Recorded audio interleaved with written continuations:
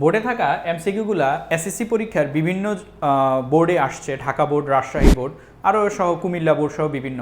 এগুলা হচ্ছে গদবাঁধা নিয়ম থেকে বাহিরের কিছু এমসিকিউ, যেগুলা তোমাদের করতে একটু সমস্যা হয়। তো চলো এগুলো কিভাবে করা যায় আমরা একটু দেখে নিই।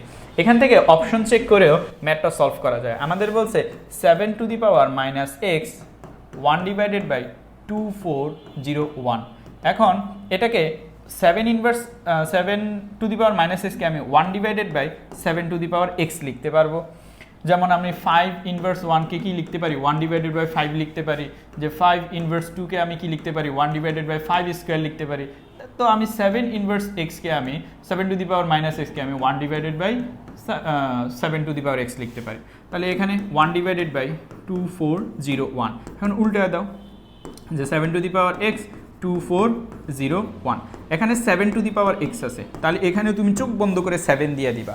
এখন 7-এর উপর পাওয়ার কত দিলে 2401 আসে সেটা তোমরা একটু দেখবা। 7-এর উপর পাওয়ার 4 দিয়ে দেখো, 7⁻4 দিলে আসে হচ্ছে 2401, যে 2401। তাহলে 7 ভ্যানিশ করে আমরা x ইজ ইকুয়াল টু কি পাই, 4 পাই। তাহলে x এর মান এখানে কত হবে, x এর মান এখানে 4 হবে। শেষ। তো চলো পরবর্তী এমসিকিউটা আমরা সমাধান করি। যে 7.2x + 1 - 13.2x 2 to the power x, আর এখানে ডিভাইডেড বাই 2 টু দি পাওয়ার, এটার মান কত বলছে। তো 7x + 1 - 2 to the power x, এখান থেকে আমি লিখতে পারি, এটাকে আমি ভেঙে লিখতে পারি 2 টু দি পাওয়ার x আর 2 to the power 1 - 13 2 to the power x আর 2 টু দি পাওয়ার x।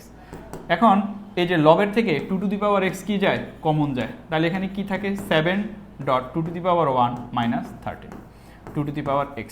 দেখো 2 to the power x 2 to the power x কাটা, তাহলে 7 × 2 14 - 13, তাহলে এখানে অ্যান্সার হবে কত, 1।